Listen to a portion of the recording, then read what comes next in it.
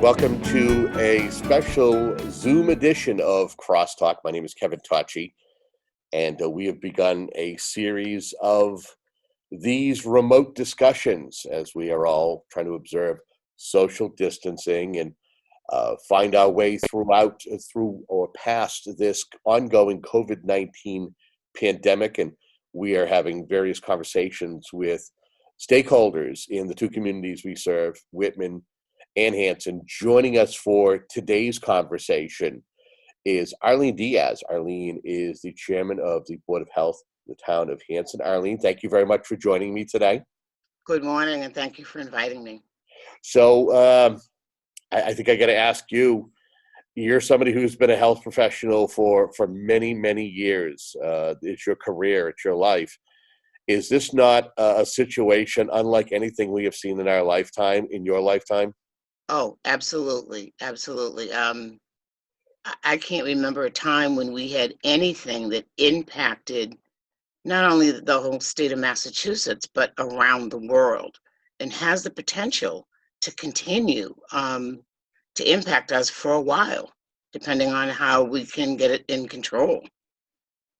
How has it changed things in the town of Hanson? What have the conversations been like yourself with other town officials in handling this and getting the message out to residents to kind of comply, whether it's as to how to do things safely, whether it's if you cough or sneeze, you do it into your elbow? What are some of the things that the town officials are trying to get out as a message to the residents to be safe until we see a light at the end of the tunnel for this health crisis? I think the most important message is the truly staying at home in the house, not coming out unless you absolutely have to. And when you do, practice the social distancing. This is the only way we will get the virus to stop spreading, is to stay away from people that potentially may have it. I almost feel like we should treat everybody as if they have it and stay 6 feet away, and do that all the time. And I think there are situations where people aren't doing that and they're putting others at risk, not understanding how devastating getting this disease can be for people. We have on the town website an update. The Board of Health has a page. We have a Facebook page. I get an update every day from the Department of Public Health with links to provide for people or to provide for information about what's going on around the state, what the state is doing, what they've changed. I think some of the things, the orders that they've put out, people have differing ways of figuring out who can be open, who's essential, who's non-essential. And I think that makes it a little difficult, because people are really being hurt financially by having to stay at home and by having to close their businesses. And at this point, we don't have an end point. We can't say to people in 2 weeks or 3 weeks, this will be over, because the likelihood is that it won't. And until we can get it under control and start seeing the numbers drop, we won't have an idea. So it's very difficult for people to stay at home. People are not used to doing that. They're used to being able to go out every day and do a lot of things. I spent the entire day in the house yesterday, but I had stuff that I had to do on my computer, so that kept me busy. But not everybody has that. They have kids that they have to keep occupied, and after a while, it's a strain. But we want people to be safe. We want people to remain healthy. So if you can stay at home, please do that. And when you have to go out, please allow people the 6 feet social distancing. I went to pick up food Saturday night and was at a local restaurant, and there was one woman who did not practice social distancing. She was within a foot of the woman in front of her, and the woman was being polite, so she didn't say anything to her. I don't want to start riots, but I think people should feel as though if someone is too close to them, they should be able to say, can you please step away? Can you please back up? That is the only way we're going to make sure that we don't pass the virus from one person to another. Do you feel that there are certain demographics in the population that aren't taking this seriously, or do you feel that it's universal that there are just some people who are who aren't observing it or aren't taking this seriously? Because like you're saying, I actually went out shopping on Sunday. Went to the store. I'm very careful. Like I usually have hand sanitizer with me. I'm very careful when I'm touching. I walk through. I will not use paper money. If anything, I'm using my debit card to pay for things. Maybe I'm taking it a little too far, but I'm taking this as serious as possible because I don't want to be someone who's a carrier. Or I don't want to be somebody who ends up catching it, and then I end up having to worry about if I'm going to give it to somebody else and spread it to someone else. But I saw as I was walking out, I was amazed. They were a group, and I won't say the supermarket chain that I went to, but they were about 6 or 7 young cashiers and baggers who were all congregating over by the courtesy desk and just all within a foot or two of each other, just chatting like nothing was going on. I had the same experience on Saturday. And I wanted to say something, and I said something to my significant other. I was like, "You won't believe what I saw," but I didn't want to be that cranky older person who's like, "Yo, kids." But But it might be good that you remind management that they need to set the example for the yeah, customers that are coming in. yeah, And if they're doing it in public, they're not practicing social distancing. And then they could pass it on to somebody who maybe has an underlying condition, but has to go out and get their groceries, and that's important. Um, I too have been using my debit card, trying not to use money because people cough and sneeze on money. Um, so you really have to take a look at everything that you do and how can you minimize coming in contact with things, the common things that people touch all the time that potentially you should treat everything as if it's contaminated. Wash it down or don't touch it. When I had to go out, I used my sleeve on my jacket to open doors so that I wasn't coming in contact with any surfaces. yeah. Uh, I did the same exact thing where I would just use, extend my sleeve and pull. Not that that would help any, but I'm trying to do what I could do to be safe. If I'm going to grab a carriage or if I'm going to grab one of the totes, I'll wipe it down with a Lysol wipe that they'll have there in the store. Um, but I mean, what's some of the information that your board and that your health agent Gilamato has been getting in as regular updates as to how this virus is able to sustain, whether how long it could hang in the air to certain surfaces that it will have a longevity. we get the DPH, Department of Public Health, updates every day. And on the TV is completely inundated 24/7 with information and updates. A program I listened to yesterday said that they felt that it could last on services longer than I thought. So that we really need to continue, even if you haven't touched something, keep wiping it down. I think we're now learning that we weren't as careful as we could have been in terms of surfaces and touching things. Um, and I think the information keeps changing as they study the virus as to the impact, how it's passed on, because now, within the past couple of days, I've seen a lot of younger people. So they're wondering if that might be related to these younger people that vape and then get the virus and then get sicker than most young people in that age group. So right now, there's so many different things going on. It's hard to determine, but the Department of Public Health, as they get information, they pass it on to the local boards of health. Right now, it's really more complying with orders. Right now, they're reaching out for volunteers, medical personnel to help them with their call center to be able to answer questions that people have about the virus. Um, in Hanson, we've tried to follow all the guidelines that the state has set aside. And so, like every day there potentially is a change in some sector.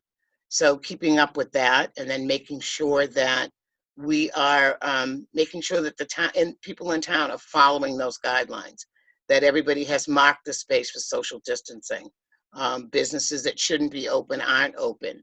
If we get a complaint that social distancing isn't happening, that any store is too crowded, going and checking that. And then we still have regular business, which has come to a halt because you really can't be close to anybody. And it's difficult for everybody to move forward because you kind of can't do anything. You shouldn't be leaving home. I haven't been to town hall. Meetings that I've been in have all been on Zoom or go to meeting, so that I am not potentially passing this on to my patients. I do private duty nursing, and I work with medically fragile people. I have to be extremely careful that I'm not doing anything that puts them at risk, which means I'm staying home until I have to go to work.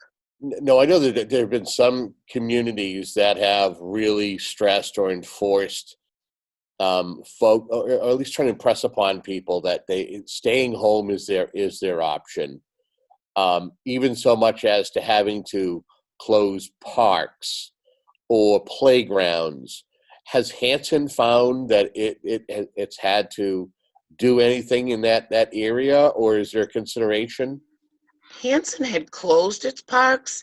I have heard people complain about small groups of kids getting together here or there.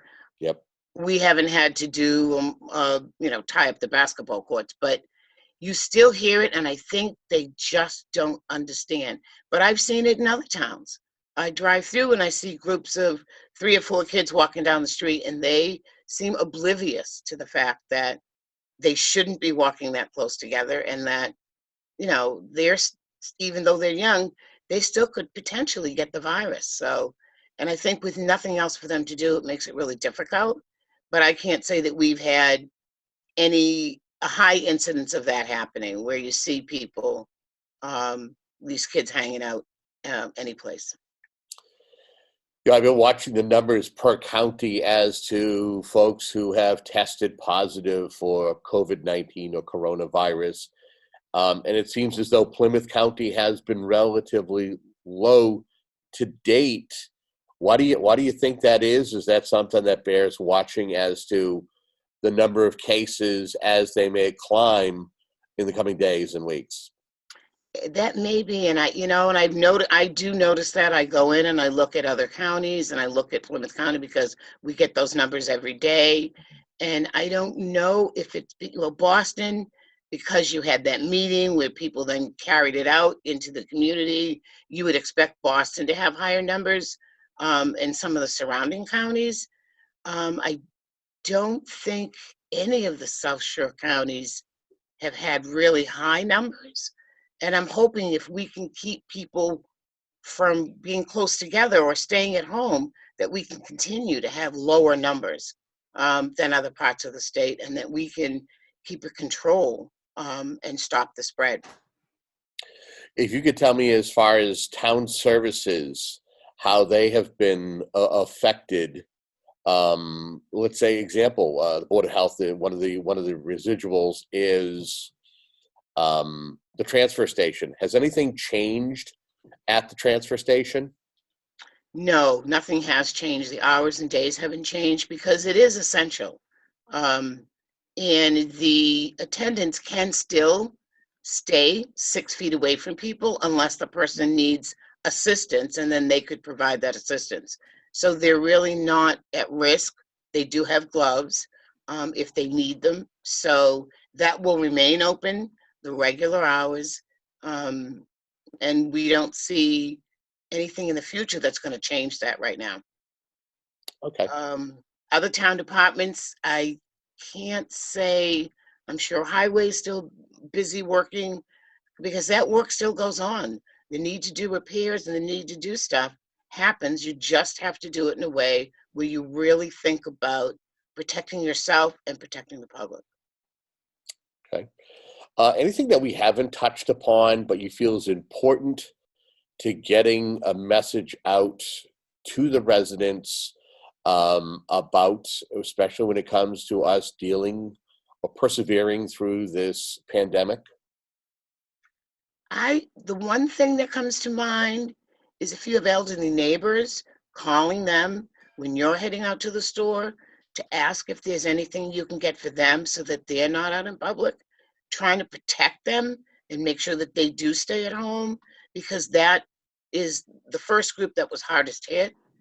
That and just reminding your kids to the social distancing and washing your hands. Number one is washing your hands and making sure that you're doing that all the time and getting everybody else in the habit of doing that. I think those are key. Probably the other thing that I would ask you, and that is knowing that you're a medical and a health professional, um, and that is the food pantry and giving blood. What are your thoughts on those areas? I know, again, you're a big community person. How important are those two avenues, especially in these times of crisis? They're extremely important. I think on Sunday they were asking for, or it might have been Saturday, the governor was asking and went and gave blood. They're setting it up so that they're setting up appointments so that people are not coming in contact with other people. But there is a major shortage of blood, so that if people can give blood, they should try to. Um, Food pantry, there's going to be an increased need because people are out of work. You don't have an income. There's lots of people. I'm in the situation where if I don't work, I don't have an income. So there's going to be a huge demand, I think, at the food pantry. And I think, again, they're letting people in one at a time, maintaining that social distance, but they still have to provide a service to people in town that need it. And there may be people that have not needed the food pantry before that may need it now, because again, we don't know how long we're going to be under this ban or the stay-at-home order. So as time goes on, with no money, you have to use whatever resources you can. So we know that the governor actually pushed back the opening of schools until early May, May 4th. This was an update to him closing it until early April, which would have been a couple of days from now. Do you think that we will ever see schools open back up for the remainder of the school year? And again, I'm asking you for an educated guess, but do you feel that this is, we're going to have to keep pushing things back until we start seeing a drop in numbers, whether it's the number of cases that folks are testing positive or even deaths? I think we will have to keep pushing the date back until we see a real drop in new cases. I don't know that we could get this under control in the next 4 weeks because they're anticipating what they call the surge, which is when there's going to be a exponentially higher number of people getting it. I can't see that we can have the surge and then clear that by the end of April. I think what's going to happen is that, mid-April, toward the end of April, they'll reevaluate where we're at. And if social distancing is working and the numbers are dropping, I think they'll go beyond that and make sure that it's really, really working and that people aren't then venturing out. So I can't see that April is going to do it. I can see maybe into May, hopefully by the beginning of June, where there's going to be a significant drop in the number of people being infected by the virus. Anything you want to say to close out this great segment? And again, we thank you for providing us up with an update. And if there are updates here, love to have you back on and do another Zoom conference call to discuss and share that information with the residents of both Whitman and Hanson, but primarily Hanson. Yeah, no, I want to thank you for coming up with the idea and approaching me to do this. And I hope that people will really listen. We're planning on putting more information on the WHCA bulletin board for people with updates, links, information on how to stay safe, maybe things people haven't really thought about.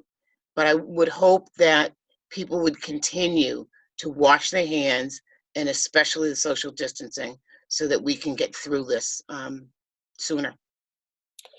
Again, you have been watching CrossTalk, brought to you by Whitman Hanson Community Access, and we will continue to reach out to the professionals, the town officials, stakeholders, to have them weigh in on this major health crisis that we are in this together. And any way that we here at WHCA can help get the word out to help better educate you, we will do that. But I will say, as the conversation that I was having with Arlene, and that she had mentioned, seeing a group of kids hanging out, I think the one thing that we as adults can impress upon our children, I think what they do is they act out through us. So if there are adults who aren't taking it seriously and your children are watching, then they're actually going to do the same thing. If we can, again, we're all in this together. This is a way to get through this faster. It's going to be through listening to what the professionals have to say, what our town officials and state officials have to say, to get us through to the other side as we receive updates. Again, you have been watching CrossTalk. Thank you very much. Have a good day.